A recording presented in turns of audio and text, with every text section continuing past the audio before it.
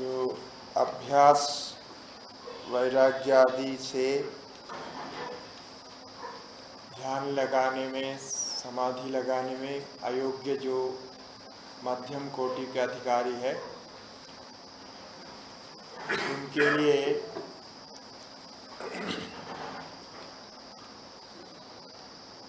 भगवत समर्पण तप आदि जो क्रियायोग है, इसको कहा था तप स्वाध्याय ईश्वर प्रणिधानानि क्रियायोग। तो क्रियायोग शब्द से ही वो समझ में आता है कि उसमें क्रिया का संबंध है। तो कायिक, वाचिक और मानसिक इन क्रियाओं के द्वारा वो अभ्यास में समर्थ हो जाएगा और आगे फिर संप्रज्ञात आदि समाधि का अभ्यास करेगा। फिर जो पहले कहा था श्रद्धा वीर्य तपस समाधि प्रज्ञा पूर्वक इतरेषाम, तो वो भी उसमें उनको दृढ़ हो जाएगा। तो जैसे बाकी प्रक्रिया पूर्वक वो प्राप्त करेंगे। तो इसका क्रियायोग का जो फल कहा है, समाधि भावनार्थः क्लेश तनुकरणार्थश्च। समाधि के लिए अधिकारी तैयार करना और क्लेशों को तनुकृत करना। कोई भी साधन क्लेश उत्तेजित अवस्था में रहते हुए नहीं कर सकता है, इसलिए क्लेशों को तनुकृत करना आवश्यक है। अभी क्लेश कौन कौन है, तो उसमें अविद्या, अस्मिता, राग द्वेष, अभिनिवेश, 5 क्लेशों को कहा। और फिर कहा कि अविद्या क्षेत्रम उत्तरेषाम प्रसुप्त तनु विच्छिन्न उदाहरण। अविद्या ही इन सब क्लेश का आधार है, उगज भूमि है। उसमें अविद्यादि क्लेश कभी प्रसुप्त अवस्था में और कभी तनुकृत अवस्था में, कभी विच्छिन्न अवस्था में, कभी उदार अवस्था में रहता है। तो ये प्रसुप्त आदि अवस्था में अलग अलग इसलिए कहा क्योंकि कभी हमको वो नष्ट हुआ है, दिखाई नहीं पड़ता है, अनुभव में नहीं आता है, तो वो नहीं है ऐसा नहीं समझना इसलिए, क्योंकि उसको नहीं है समझ लिया तो उसके लिए आप साधन नहीं करेंगे। मेरा ये दोष निवृत्त हो गया तो उसके लिए साधन नहीं करेंगे। जैसा रोग निवृत्त होने पर औषधि खाने के लिए तैयार नहीं होते हैं, वैसा ही निवृत्त हो गया मान लिया तो फिर उसमें साधन ढीला पड़ जाएगा। तो इसलिए कहा कि ये निवृत्त होने के लिए तो बहुत कुछ और करना है, किंतु ये क्रिया योग आदि से ये तनुकृत जरूर हो सकते हैं। और प्रसुप्त अवस्था में रहने वाला निमित्त प्राप्त करके बाहर आता है। जब तक निमित्त उसको प्राप्त नहीं होता है, वो ना के बराबर रहते हैं, प्रसुप्त अवस्था में रहते हैं। तो ये प्रयोजन बताया। तो जो अविद्या क्षेत्र उत्तरेषाम में अभी अविद्या ही मुख्य है, अविद्या के कारण ही आगे सब कुछ हो रहा है। फिर अविद्या का लक्षण दिया, अनित्य अशुचि दुख अनात्मसु नित्य शुचि सुख आत्मख्यादि अविद्या। इसमें अनात्मा में आत्मख्यादि के आश्रय लेकर के ही बाकी सब है। तो अनात्मा को आत्मा मानना ये अविद्या का मुख्य रूप है। और वो जब दिखाई पड़ता है तो इस प्रकार से दिखाई पड़ते हैं। अनित्यों को नित्य मानना, और दुख को सुख मानना, तो ये भी उसमें अनुभव में आता है। इन तीनों अविद्या की स्थिति से अनात्मा को आत्मा मानना बहुत सूक्ष्म है, तो इसलिए सीधा उसका लक्षण नहीं देते हुए इसके साथ ये भी मिला दिया। तो अनित्यों को नित्य मानना, दुख को सुख मानना इत्यादि से आप अनुमान कर सकते हैं कि अविद्या के बिना ऐसा नहीं हो सकता। तो अविद्या रहने से ही ये अन्य में अन्य बुद्धि होती है, जो वो नहीं है उसमें वो बुद्धि हो जाए, तो अतस्मिन् तद् बुद्धि रहती है। इसलिए पहले जो वृत्तियों को कहा गया था, वृत्तियों में प्रमाण विपर्यय, ये विपर्यय वृत्ति के अंतर्गत ये आता है, ये अविद्या आती है।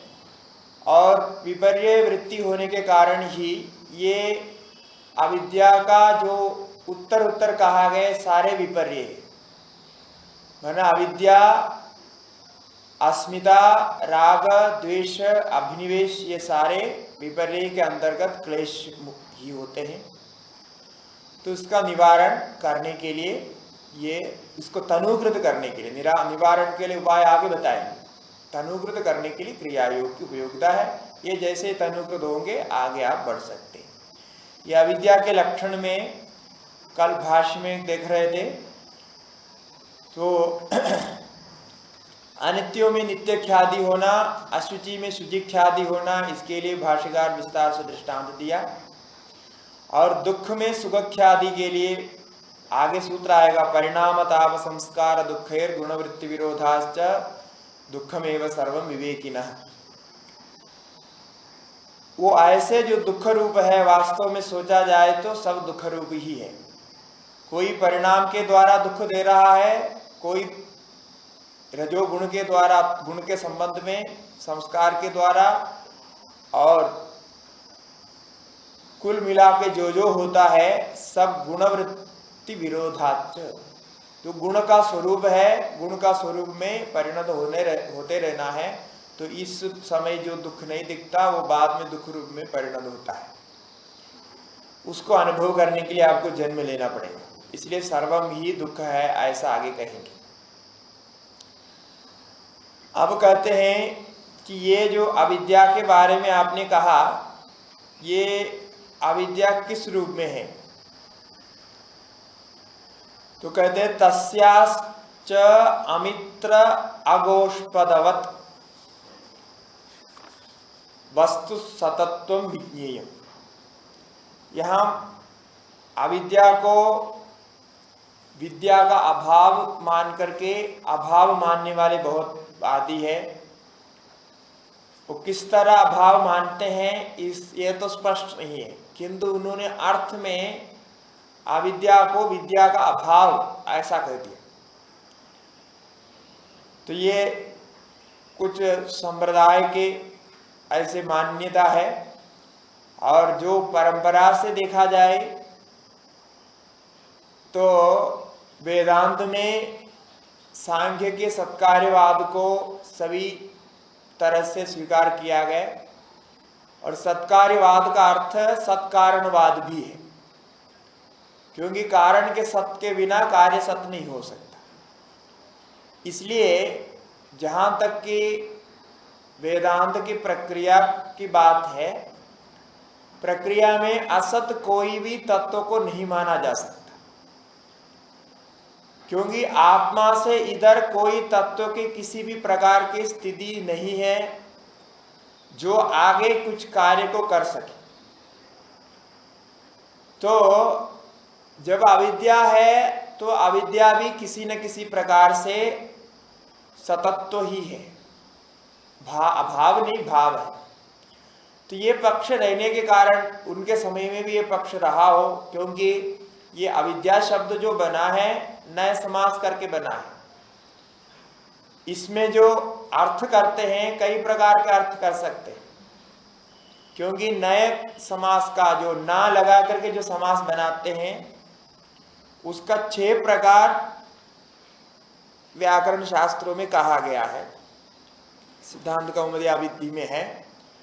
तत्सादृश्यम अभावश्च तदन्यत्वम तदल्पदा अप्राशस्त्यम विरोधश्च नन्यर्था षट प्रकृति था। ये 6 अर्थ नए का होते हैं। ये कई लोग इसको नहीं जानते हैं, तो नए ना कहने पर नहीं है ऐसे अर्थ समझ लेते हैं। ना कहने पर नहीं है मात्र नहीं है, ना का 6 अर्थ होता है। एक तो तत्सादृश्य में अर्थ होता है, जैसे अब्राह्मण कहा तो अब्राह्मण कहने पर ब्राह्मण इतर ब्राह्मण सदृश को लिया जाएगा। तो अब्राह्मण तत्सादृश्य को लेने के लिए उदाहरण है। तो अब्राह्मणम भोजया बोलने पर ब्राह्मण भोजन होने के बाद ब्राह्मण सदृश्य, ब्राह्मण के जैसा जो है क्षत्रिय आदि के भोजन आदि की व्यवस्था होगी। ये वेद में ऐसे शब्द प्रयोग किया है। तो यहाँ अभाव नहीं लिया जा सकता, क्योंकि वो तत्सादृश्य संबंध को लेकर के ही यहाँ नए का प्रयोग हुआ है। इसी प्रकार अभाव भी एक अर्थ होता है, तत्सादृश्यम अभावश्च। जैसा अपापः कहते हैं, अपापः न पापम अस्य विद्यते इति अपापः, जिसका पाप नहीं है उसको अपाप कहते हैं। ये पुण्यवान आत्मा होता है। पुण्य जिसके पास है, पाप जिसके अंदर नहीं है, वो पुण्यवान होगा। तो ये नए समास बहुव्रीहि में किया गया है, इसलिए अपापः का मतलब न पापम अस्य अस्ति इति अपापः। यो जैसा अपुत्रः कहा जाता है, न पुत्रः अस्य अस्ति इति अपुत्रः, जिसको कोई पुत्र नहीं है। तद अन्यत्व, अन्यत्व के लिए भी नया घटित समास बनाया जाता है। जैसा अनश्वः का, अश्व नहीं है, अश्व से भिन्न, क्योंकि जो पशुओं को प्रयोग में लाते हैं पूजा आदि में, वेद याग आदि में, तो उनमें अनश्वः कहने पर अश्व से भिन्न, अश्व से अन्य ऐसा अर्थ होता है। और तदल्पदा में भी नया समास प्रयोग होता है। बहुत कम है बोलने के लिए, जैसा हम हिंदी में ना के बराबर ऐसा बोलते हैं, तो ना के बराबर मन बहुत कम, ये अर्थ होता है। ना के बराबर कुछ हो नहीं सकता है। जैसे अनुदरा कन्या ऐसा कहा, अनुदरा कन्या मन न उदरा उदरम अस्याह अस्ति इति अनुदरा, ये अर्थ होता है। जिस कन्या को पेट है ही नहीं, ऐसा नहीं कहा जा सकता। कन्या है, यदि मनुष्य है तो उसको पेट होगा, पेट के बिना तो कैसे कन्या होगा। इसलिए पेट का अभाव, उदर का अभाव ऐसा अर्थ नहीं है। अत्यल्प उदर, इस अर्थ में सुंदर ऐसा बताने के लिए अनल्प, अनल्प में ये कहा जाता है अनुदरा कन्या। तो यहाँ अल्प अर्थ में, बहुत कम ऐसा अर्थ। फिर उसके बाद होता है अप्राशस्त्य, जो स्तुति योग्य नहीं है, प्रशस्त नहीं है, उपयोग में नहीं है, ऐसा अर्थ में भी नया समास घटित वाक्य प्रयोग होता है। उसका उदाहरण है अपशवः अन्यो गो अश्वेभ्यः। ये भी वेद मंत्र में, माने प्रादिशाख्य आदि में और जो कर्मकांड की विधियों में इसमें आए हुए शब्द हैं। अपशवः अन्यो गो अश्वेभ्यः, गो और अश्व को छोड़ करके बाकी कोई पशु नहीं है। इसका मतलब वेद में जो प्रयोग में आता है, पशुओं में श्रेष्ठ गो और अश्व ही है, ऐसा कहना इष्ट है। गो अश्व को छोड़ के अन्य कोई पशु नहीं है, ये कहने का इष्ट नहीं है। गो अश्व को छोड़ करके अन्य को पशु कहने का मतलब ही नहीं है। जैसा किसी को कोई दुष्ट काम किया, क्रूर कर्म किया, तो उसको बोलते ये मनुष्य है ही नहीं, ऐसा बोलते। ये मनुष्य तो है ही नहीं, इसमें मनुष्य है ही नहीं, ऐसा बोलते।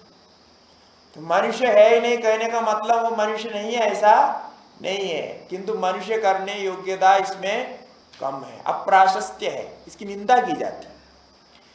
तो जहां वो जो उपयोगिता है उसको लेके किया जाए। इसी प्रकार अप्राशस्त्य का अर्थ कम उपयोगी, उस समय के लिए कम उपयोगी, किंतु अपशवः कहने से पशु भिन्न है, पशु नहीं है, ऐसा अर्थ में नहीं है। फिर होता है विरोधश्च, विरोध अर्थ में होता है। जैसा अधर्म शब्द का प्रयोग होता है, अधर्म माने धर्म का विरोध। जो शास्त्र विहित कर्म है वो धर्म होता है और शास्त्र निंदित जो कर्म है वो अधर्म होते हैं।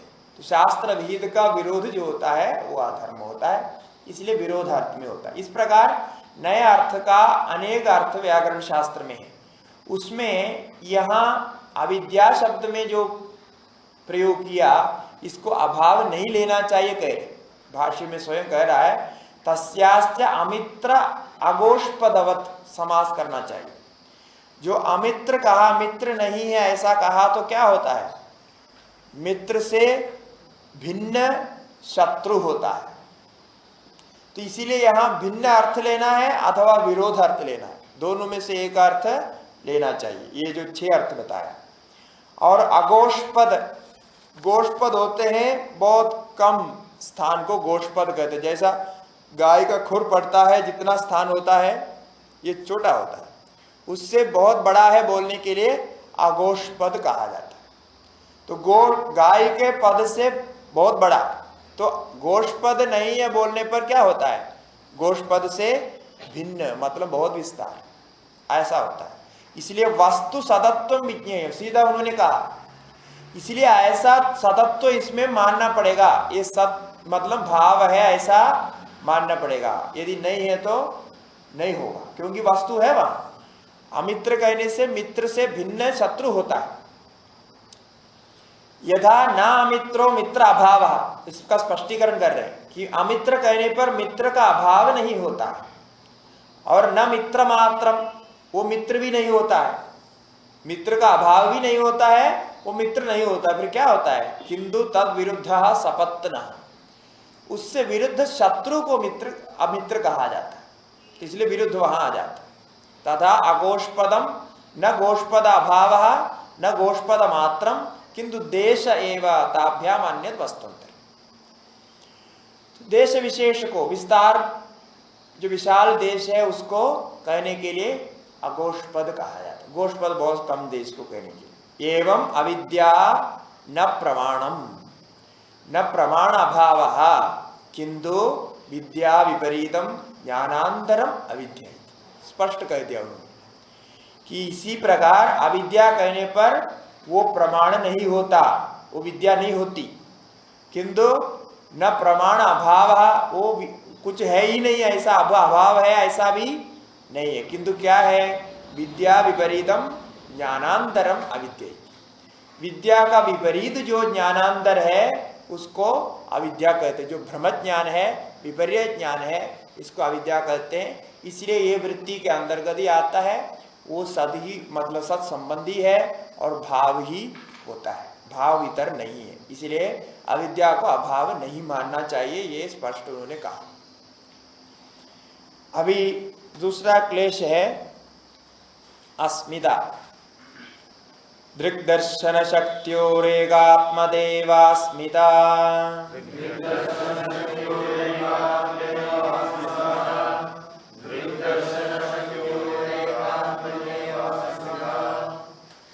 दृक् शक्ति और दर्शन शक्ति का एकात्मदा जैसा हो जाना अस्मिता है।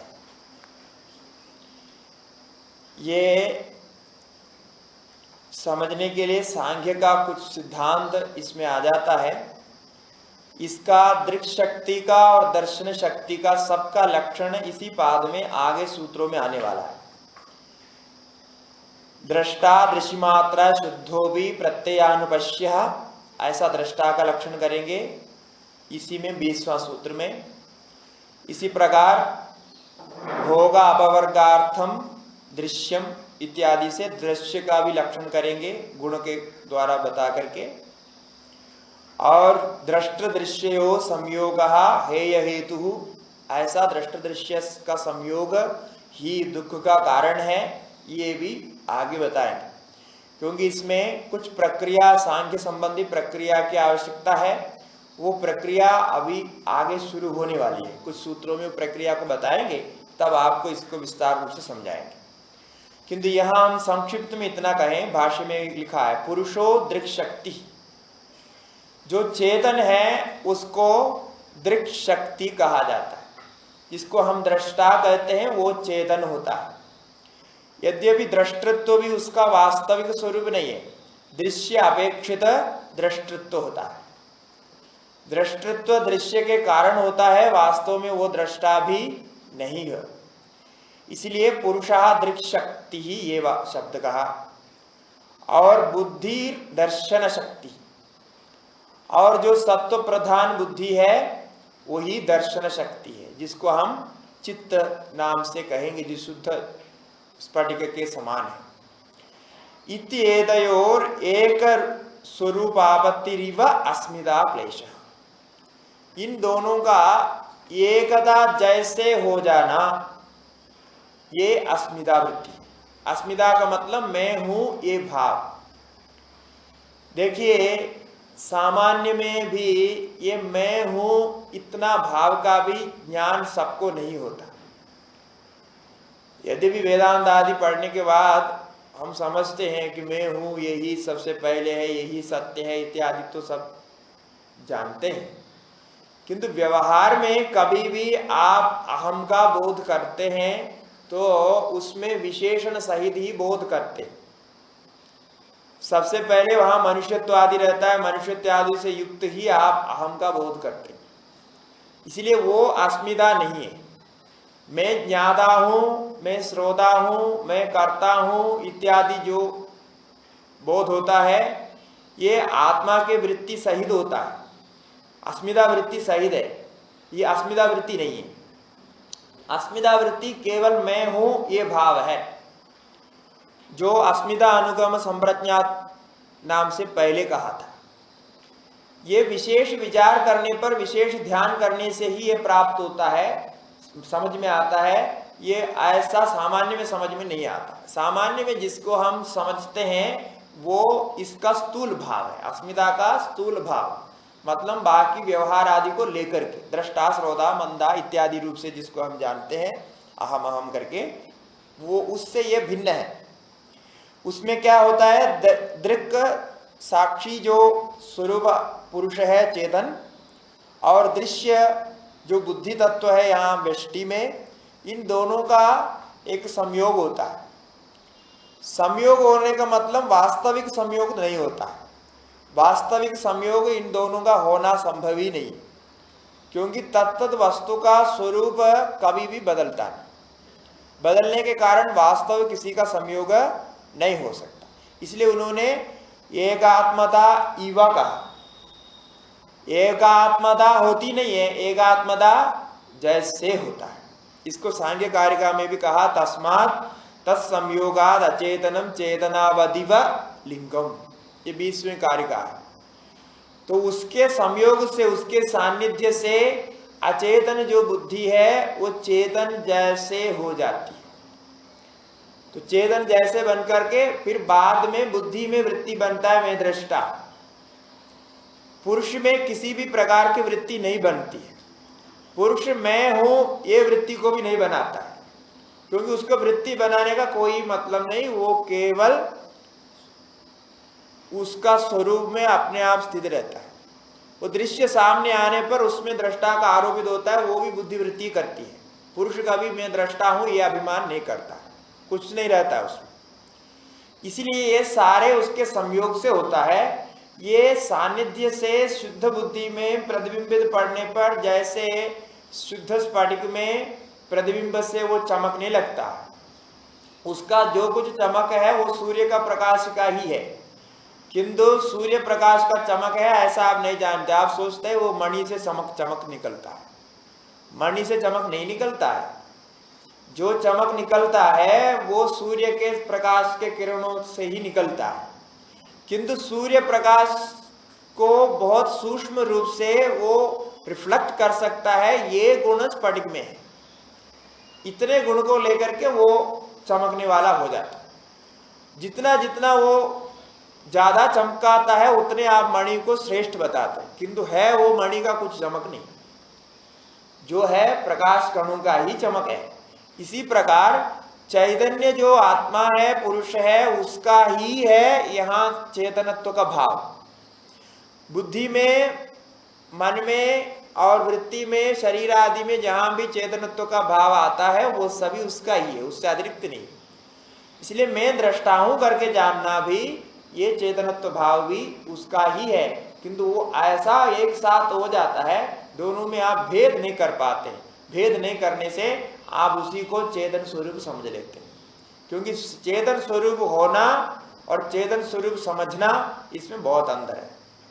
समझने के लिए आपको बुद्धि की आवश्यकता है, चेतन स्वरूप रहने से वहां कोई वृत्ति की आवश्यकता नहीं है। इसलिए हमारे वेदांत में कहते हैं आत्मा में कोई मन नहीं पहुंचता, आत्मा तो स्वरूप अनुभव मात्र है, कहते हैं उसका कोई वृत्ति नहीं बना सकता। बिल्कुल वही स्थिति इनकी भी है, कोई अंतर नहीं है उसमें। तो यही कहा कि एकात्मता इव हो गया। अभी यहाँ शुरू में एकात्मता जैसे होने से फिर बाद में जो कुछ आप कहते हैं चेतन चैतन्य रूप से, वो सब बुद्धि को लेकर के ही कहते हैं। बुद्धि को लेकर के आप उसको चेतन बनाते जाते हैं और उसी के चेतनता बाकी सब में आता है। तो इसीलिए यहाँ दृक् शक्ति का, अब यहाँ शक्ति शब्द का प्रयोग का कुछ महत्व है। केवल दृक् दर्शन एकात्मता एवं अस्मिता इतने कहने से होता है। इस शक्ति शब्द क्यों प्रयोग किया इन्होंने? शक्ति प्रयोग करने पर एक विशेष अर्थ ये निकलता है। कार्य दिखाई पड़ने पर हम कारण में उस शक्ति की कल्पना करते हैं। जब कार्य नहीं होता है तो शक्ति वहां रहने पर भी दिखाई नहीं पड़ता, नहीं दिखाई पड़ती है, वो फिर भी वहां होती है। ये विशेष अर्थ इसमें शक्ति शब्द का प्रयोग का तात्पर्य। नहीं तो कोई अलग शब्द प्रयोग करने की आवश्यकता नहीं थी। दृक् दर्शन और एकात्मता इतना कहने से हो जाता था। तो शक्ति शब्द उन्होंने जानबूझ के प्रयोग किया कि ये अस्मिता वृत्ति, मैं हूं करके जब अस्मिता वृत्ति उठती है तो वहां आपको कोई कार्य दिखाई तो नहीं पड़ता है कि वहां किसी का संबंध हो गया, कुछ हो गया, दिखाई नहीं पड़ता, किंतु वो दृक् दर्शन शक्ति वहां रहते हैं, बाके आके काम करते हैं। जैसे लकड़ी में अग्नि है, लकड़ी जला सकती है, किंतु सामान्य अवस्था में लकड़ी में जलाने वाली बात दिखाई नहीं पड़ती। तो जब आप उसको प्रज्वलित करेंगे तभी उसमें जलाने की शक्ति है, यह प्रकट होता है। ऐसे सूखी दिखने वाली लकड़ी को जला देंगे तो वो क्या क्या कर देगी, पूरा नष्ट कर देगी, इतनी शक्ति इसमें है। तो इसीलिए शक्ति कहने पर हमारे लिए वो अदृश्य रूप में, अदृश्य रूप में अनुभव के विषय ना होने पर भी वो वहां है, ऐसा।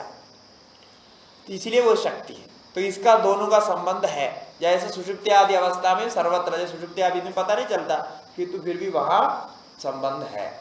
और वहां आगे समाधि में भी बताएंगे, समाधि में भी वो संबंध है। इसलिए इनके प्रक्रिया में ये विशेषता है। वो जो बताते हैं वो सब जगह वो बराबर उसको वहां ले जाते हैं, जहां उसको निकालते हैं और पूरे वहां निकालते हैं। इसलिए कंफ्यूजन कम रहता है कि यहाँ समाधि और सुषुप्ति का भेद को आप जान करके अभी सोचेंगे समाधि में ये संबंध कैसे होगा। बोलते हैं समाधि में भी संबंध है, क्योंकि समाधि में आपको अनुभव हो रहा है, समाधि में स्थिति हो रही है, बाद में उसकी स्मृति हो रही है, तो उधर संबंध के बिना नहीं होता। इसलिए तब तक भी संबंध मानेगी, इसलिए शक्ति शब्द प्रयोग किया। अब ये दोनों को संबंध में भोक्तृ भोग्य शक्ति और अत्यंत विभक्तयो, ये भोक्तृ शक्ति और भोग्य शक्ति है। मतलब कभी भी भोक्ता भोग्य नहीं होता, भोग्य भोक्ता नहीं होता, ये हम जानते हैं। दृष्टा कभी दृश्य नहीं होता है, दृश्य कभी दृष्टा नहीं होता। इन दोनों का भेद लोक में सिद्ध है और ये भेद नित्य है, इसीलिए ये दोनों का भी नहीं हो सकता। असंकीर्णयोः अविभाग प्राप्त इव सत्याम भोगः कल्प्यते। ये दोनों अत्यंत असंकीर्ण है, वास्तव में दोनों मिल नहीं सकता। मिला हुआ जैसा होता है, होने पर जो कुछ प्राप्त होता है उसको हम भोग कहते हैं। सुख दुख आदि का अनुभव इस स्थिति में प्राप्त होता है, ज्ञान अज्ञान का अनुभव स्थिति में प्राप्त होता है, साधन साध्य सबका अनुभव यही होता है। तो इसीलिए ये वास्तव में नहीं होता है, नहीं होता हुआ होता जैसा है, उस स्थिति में एक वृत्ति बनती है, मैं हूं करके। ये वृत्ति अस्मिता वृत्ति है और इसी को हम अहंकार नाम से कहते हैं। इसके पीछे अविद्या है, तस्य हेतुर अविद्या, ये आगे बताएंगे। उसके जो है संयोग का कारण अविद्या है, वो पीछे है, क्योंकि नहीं होने से आप संयोग नहीं मानेंगे। तो इसीलिए सानिध्य मात्र से ये संयोग हो गया। संयोग को लेकर के वहाँ जो भी क्रिया होती है, सारे सृष्टि वहाँ से आरंभ होती है और ये जो संयोग हो गया उसके बाद जो हो रहा है उसको ही हम भोग करते हैं और उसके अलग होने को अपवर्ग करते हैं। इसलिए ये भी देखिए, यहाँ कोई भी चीज वास्तव नहीं है इनके। ये अस्मिता में संयोग हो गया मानना गलत है, अब भोग हो रहा है मानना गलत है। जब भोग हो गया मानना भी गलत है तो भोक्ता कहां से सही निकलेगा? भोक्ता भी वहां सही नहीं है, क्योंकि भोक्तृत्व चेतन कार्य होने से पुरुष से अन्य में नहीं किया जा सकता, इसलिए उसमें कल्पना की जाती है। जैसा हमने स्फटिक मणि का दृष्टांत दिया, स्फटिक में अपने आप चमकने का कोई तत्व नहीं है, वो अपने आप नहीं चमक सकता, वो प्रकाश को ज्यादा से ज्यादा रिफ्लेक्ट कर सकता है, उसका ही उतना ही गुण है। उसको लेकर के मणि को चमकने वाला हम व्यवहार करते रहते हैं। बल्ब को चमकने वाला सोचता है बल्ब कभी चमकता नहीं, वो चमकने वाली शक्ति कुछ और है। तो यही स्थिति यहाँ भी है, तो कोई उसको आरोप करके बोला जाता है, इसलिए बोलते यही है। तो स्वरूप प्रतिलंबे तो तयोः कैवल्यमेव भवति, यह सूचित कर दिया। जब इन दोनों का भेद का ज्ञान आपको हो जाएगा विवेक ख्याति के द्वारा, तब वहां कैवल्य ही होगा। ये भोग का ज्ञान के लिए सूक्ष्म बुद्धि की समाधि प्रज्ञा की आवश्यकता है। और इसके संबंध में एक बहुत पुराने आचार्य के वचन दे रहे हैं, पंचशिखाचार्य। पंचशिखाचार्य बहुत पुराने इनके सांख्य के आचार्य, इनका कोई ग्रंथ मिला नहीं है, तो जितने यहाँ भाष्यकार ने उदाहरण दिया यही पंचशिखा आचार्य के वचन के रूप में आज प्राप्त है। इनके वचन देख करके दिखता है कि बहुत बड़े सांख्य के आचार्य थे और उनसे बहुत उपकार भी हुआ है सारे दर्शन शास्त्र को, किंतु ग्रंथ प्राप्त नहीं है। तो जितने वाक्य इन्होंने उदाहरण दिया ये सब पंचशिखाचार्य, इनके बड़े आचार्य थे। तो बुद्धिदः परम पुरुषम आकारशीलम विद्या आदिभिर विभक्तम अपश्यन कुर्यात् तत्र आत्मबुद्धि मोहेन।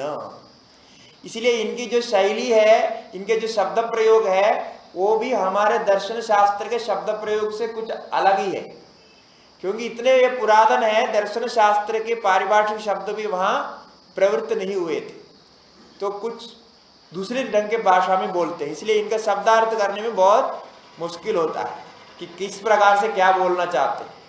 बुद्धिदः परम, वो जो तत्व है आत्म तत्व बुद्धि से पर है। पुरुषम आकारशीलम, ये कहता है आकारशील।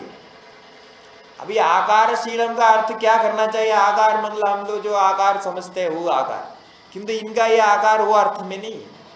इनका आकार का अर्थ है शुद्ध रूप। आकारशीलम माने शुद्ध स्वरूपम, अपने ही स्वरूप में स्थित रहना।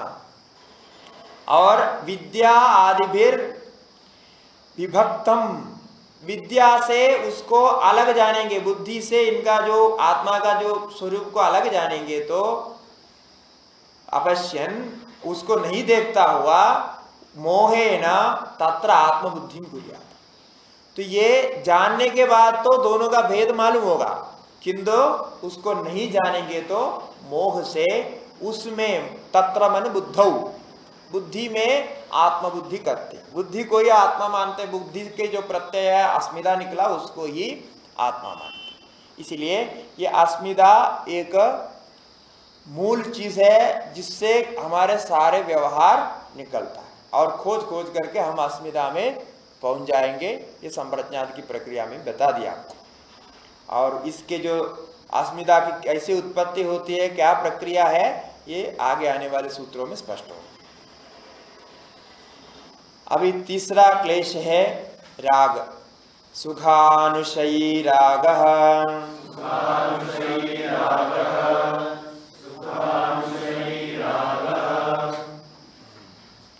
सुख का अनुशयन करने वाला राग होता है। माने सुख का अनुशयन का अर्थ होता है पूर्व में सुख संबंधी स्मृति जिससे प्राप्त हो गई उसी वस्तु को आप इस समय सुख समझते हैं। बाकी सुख दुख का निश्चय करने के लिए कोई प्रमाण नहीं है। हमको पहले जिस वस्तु से सुख प्राप्त हो गया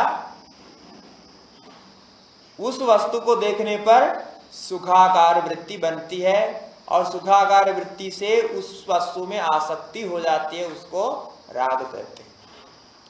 तो इसलिए सुख अनुशयी का, अनुशयन का अर्थ है, आगे भाष्यकार कहते हैं सुख अभिज्ञस्य सुख अनुस्मृति पूर्व सुखे तत्साधने वा यो गर्धः तृष्णा लोभः सरागः।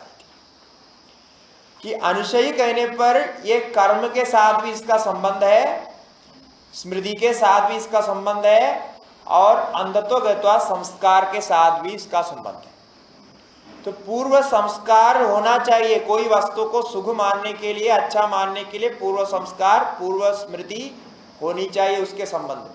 यदि नहीं हुआ तो उसको सुख नहीं मान सकते। इसीलिए आत्मा सुख रूप है, भगवान सुख रूप है, ये कहने पर हमें उसको मानना बहुत कठिन होता है। शास्त्र चिल्ला चिल्ला के कह रहा है, हाँ, आचार्य लोग, गुरु लोग उसको बहुत प्रकार से समझा रहे हैं, तब भी हम उसमें सुख बुद्धि करने के लिए तैयार नहीं। ये कैसे पता चलता है हम सुख बुद्धि कर रहे नहीं कर रहे? कैसे पता चलता है? हाँ, जिसमें सुख बुद्धि हम करते हैं उसमें स्वतः प्रवृत्ति होती है। जिसमें सुख बुद्धि करते हैं उसमें प्रवृत्ति कराने के लिए किसी की सहायता, किसी के बाहर के ताकत की जरूरत नहीं होती है, वो स्वतः उसमें प्रवृत्त हो जाए। सुख बुद्धि को हटाने के लिए आपको प्रयत्न करना पड़ रहा है। सुख बुद्धि होने पर प्रवृत्ति होने के लिए आपको प्रयत्न नहीं करना पड़ता, सरलता से होता है, सहजता से होता है। उसका साधन अपने आप ढूंढ लेंगे। इसे ये अच्छा लगता है, ये अच्छा लगता बोलने से हो गया, आप समझ लो ये अच्छा लगता है तो ये इसको कैसे भी करेगा।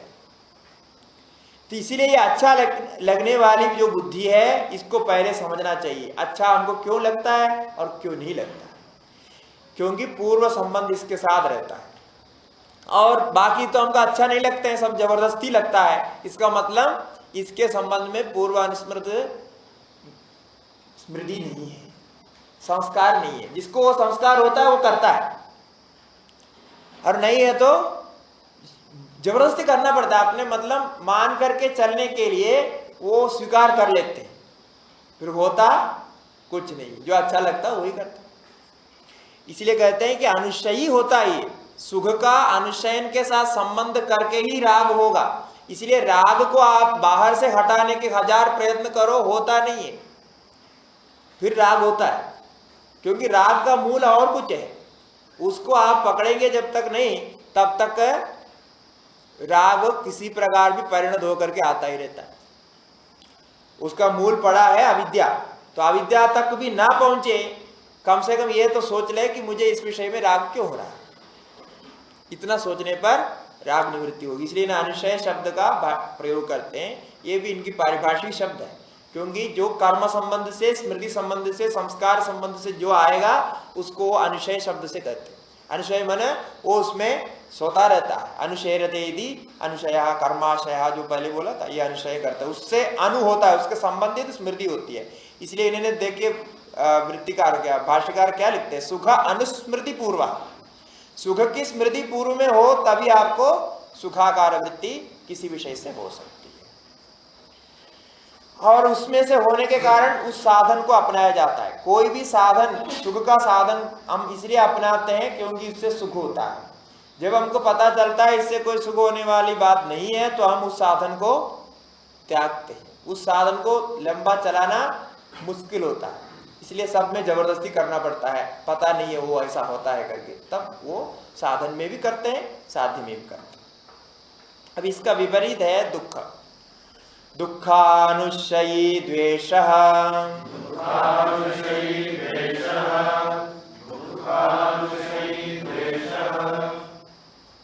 तो दुख जिससे पहले प्राप्त हो गया, ऐसे दुख के स्मृति के साथ जिस विषय का संबंध होता है उस विषय में द्वेष भावना होती है। द्वेष माने उसको हटाने की इच्छा, उससे अलग होने की इच्छा, उसको दूर करने की इच्छा, उसको नाश करने की इच्छा, यही द्वेष है।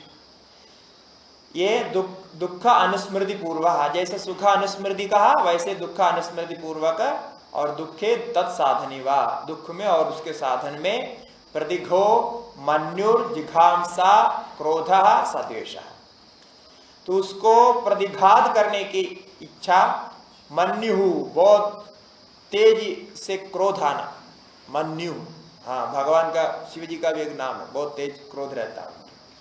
जिघांसा मारने की इच्छा, घातम इच्छा, जिघांसा, क्रोध शब्द से भी कहा जाता है, ये सब द्वेष ही है। ये क्यों होता है? क्योंकि इस विषय के संबंध में पहले हमको दुख हो चुका है, इसलिए होता है। ये नहीं हुआ तो नहीं होता। इसलिए बच्चे जो होते हैं, छोटे बच्चे में ये रहता है। एक तो जो छोटे बच्चे होते हैं उनका थोड़ा थोड़ा संस्कार, मतलब वासना, इस जन्म के जितने भी वासना है सारे एक साथ प्रकट नहीं होते। वासनाओं को प्रकट होने के लिए तत्त निमित्त की आवश्यकता होती है। तो छोटे बच्चे में थोड़ा थोड़ा ही वो बाहर आता है, इसलिए उसकी सारे वस्तुओं की स्मृति, मतलब किसके साथ मेरा संबंध करना चाहिए, किसके साथ नहीं करना चाहिए, ये सब निश्चय उनको नहीं रहता है, छोटे बच्चे जो होते हैं। तो छोटे बचपन में यदि आप वस्तु मतलब ठीक से समझा करके आप उनको जिस पर राग करना चाहिए, जिस पर द्वेष करना चाहिए, जो अच्छा है जो बुरा है, इस प्रकार उनको सिखाया जाएगा और अच्छा बुरा का अनुभव दिलाया जाएगा, तो वो बदलते बदलते जाएगा। किंतु धीरे धीरे कुछ तो बदलाव ला सकते हैं। जब उसके पूर्व स्मृति आती है धीरे धीरे, जैसा वो बड़ा होता है, तब क्या करते हैं कि वो पूर्व स्मृति के साथ ये जो आपने सिखाया उसका संबंध यदि हो रहा है, कुछ न कुछ जोड़ पा रहे हैं, तब तो वो उसी रास्ते में बने रहेगा। यदि नहीं है तो जैसा जैसा उसकी स्मृति उदित होती है आप देखते जाएंगे ये बाहर जाता है। अब बोल रहे अभी हमारा लड़का तो पहले तो ठीक था, अभी तो इधर उधर जा रहा है। तो ये इधर उधर कौन जा रहा है? आपने तो बचपन से सिखाया था, कैसे जा रहा है? हाँ, ये एक मनोविज्ञान की बात है। तो जैसा वो आपने सिखाया उसके साथ यदि पूर्व स्मृति का उसका संबंध ठीक बन रहा है तब तो वो करेगा, नहीं तो आपके सिखाया जो है वो कमजोर पड़ जाता है, उसके पूर्व स्मृति अनुभव बलवान हो जाता है और वो आपके रास्ते से भटकते जाएंगे, अपने रास्ते को पकड़ लेते हैं। इसलिए जब वो अपने रास्ते को पकड़ना कर रहा, मतलब शुरू कर रहा है, आप बीच में विघ्न करने जाएंगे तो आपको दुख भोगना पड़ेगा। वो रुकेगा नहीं, क्योंकि आपने जितना सिखाया उससे भी ज्यादा बल उसके पीछे से उसको मारता है। तब आपको अलग कर देगा, वो आपको अलग कर देगा, आपको मार भी सकता है, झगड़ा कर सकता है, कुछ भी कर सकता है। तो ये छोटे बच्चों में देखा जा सकता है। किंतु फिर भी आप अपने कोशिश से बच्चों में कुछ तो परिवर्तन ला सकते हैं, कुछ संस्कार, कुछ वासनाएं नए बनाया जा सकते हैं, तो वो आपको आगे दिखाई पड़ेगा, कुछ ना कुछ काम करेगा। किंतु बदलाव का पूरा जिम्मा आप नहीं ले सकते, वो उसी के आधार पर ही रहता है, क्योंकि उसके अनुसार ही वो काम करता है। इसलिए ये राग द्वेष सभी वस्तु में अलग अलग होने का कारण ये है। माता पिता का जैसा राग द्वेष होता है, बच्चों को वैसे ही राग द्वेष होना नहीं होता है, सब बदला हुआ ही रहता है। यद्यपि सब एक प्रकार से जीते हैं, खाना खाते हैं, सब कुछ करते हैं, किंतु